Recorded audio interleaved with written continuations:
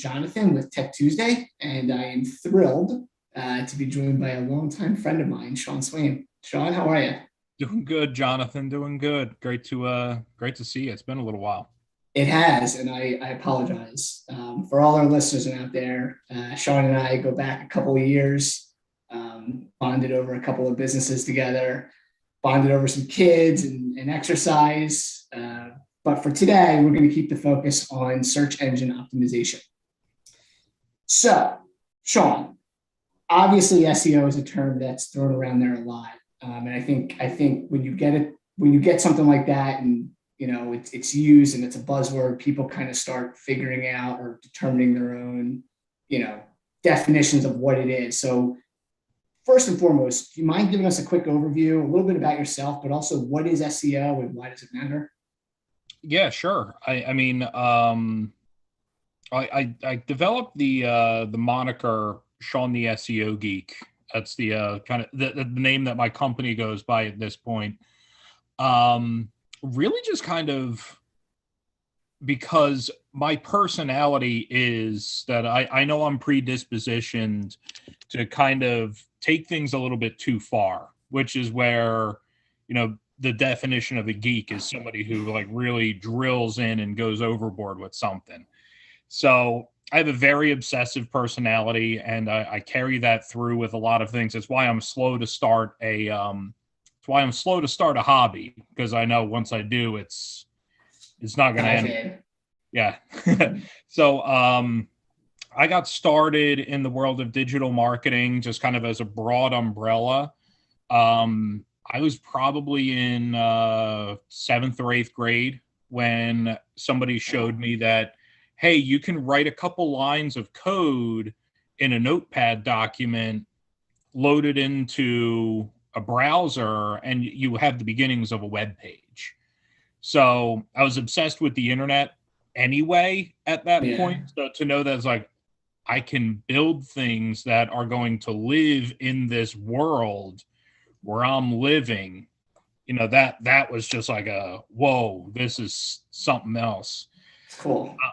So, all through high school, I would, write code for people, and, MySpace was a thing. So, I was a guy that, oh yeah, you can you make my MySpace look pretty and blah, blah, blah, blah, blah. Started building websites for people to promote their businesses. And somebody asked me the question that would change my life and trajectory forever. And it was, hey, what's this? I just invested, to build this website with you.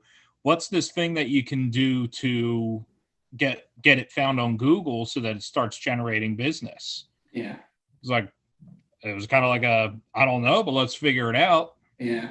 And down the rabbit hole I went, drifted away from building websites, and, just really became obsessed with all of that. In high school, I liked hacking a little bit. I was like kind of fascinated by the idea that like how you can kind of like poke around corners that you're not supposed to be in, and blah blah blah blah blah. Well, I joke around. I was like, if we had the internet connection speeds of today back then, we'd probably all be in jail. But so SEO is a definitely much more productive way of having that hacker curiosity of, it's like, well, if I do this, how's it impact how this shows up on Google? So right. I mean, I think, and probably back then, I mean, SEO was much different than it is today. I love your posts and kind of how you kind of put things in LinkedIn, and I always follow those. And it seems like one of the biggest challenges is how quickly algorithms change and how quickly SEO changes and how people have to adapt to it. I mean, I'm sure this is not a simple answer, but like, how has the trajectory been from when you first started SEO to now? I mean, it's got to be a totally different ballgame, right? 100% is a night and day different ballgame. The biggest change that's happened is that in the beginning, it was very formulaic. So it was like you could basically put together the equation of do this, expect this, do this, expect this. it was a really fun time, because if you had the right tools, what you could basically do is just know that, okay, my competitor has 30 backlinks, meaning 30 different people linking to them. My competitor has 30 backlinks. Oh, I just have to go out and get 40 and I'll win that ranking. Not that easy, right?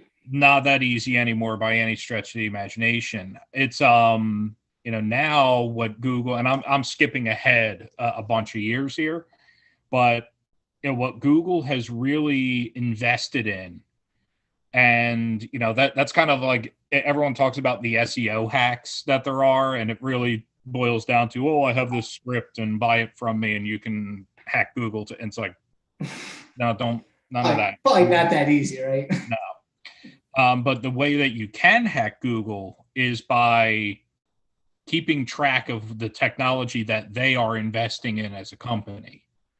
Because they have a lot of products and all of that, but their core thing is still the search engine. Okay. So if you see that Google is investing in artificial intelligence and machine learning and different things along those lines, okay, they're probably going to start, factoring some of this into their core product. Gotcha. They'll probably use pieces of it all over the place, but, so if we think about, okay, what does that mean for search engines? It means that they're going to start thinking about the fact that, okay, this device here that people are depending on to help them manage their lives, how are they interacting with it? Well, they're not searching for keywords traditionally. They're trying to have a conversation.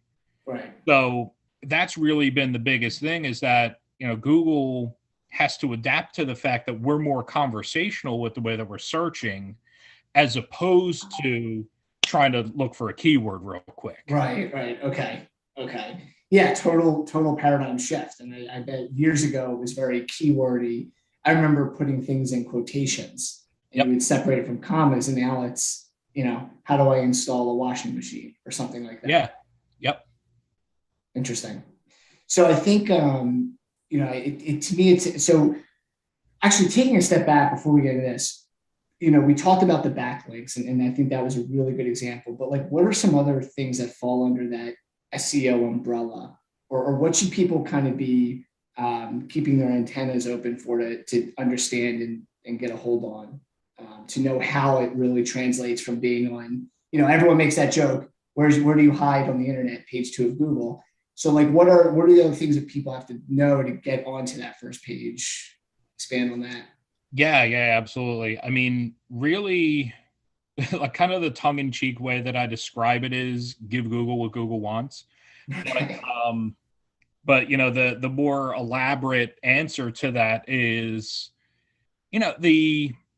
think about what do you need to feed Google in order for them to have a clear picture of what it is that you can provide to their customer. So there's a couple different directions I could go with that, but I'm going to try and stay on one path. Yeah. Essentially, what Google wants to do is make sure that when they send someone to your website, that person has the best experience possible.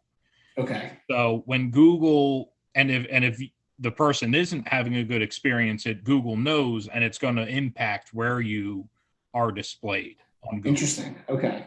So when you are saying very clearly what it is that you do as a company or an individual, like whatever your website is, when you are very clear to Google and there is no gray area, hey, we sell blue widgets, and Dennis may laugh because he remembers my ramblings about my made-up company called Widget Emporium. But that was always the example that I gave. But if you are selling blue widgets, make your content and the user experience crystal clear that blue widgets are for sale on this website. If your informational website talking about widgets, so widgetinfo.com, right, make sure that you have longer form content that talks about the history of widgets and the uses of widgets and this. I see. Okay. So making sure that you're very clear with your content about what the intent is behind what it is that you're bringing to the table. That would be the absolute starting point, is making sure that, you know, you're just crystal clear on what it is that you're bringing to your market. Yeah, and that's something that just seems so simple and straightforward, but I know it's such a challenge for so many businesses to condense their message and to, you know, state exactly who they are. Absolutely. And you know, that's the one thing about life that you know, as I'm not old by any stretch of the imagination, but you know, you start realizing that things are a lot simpler than we make them out to be.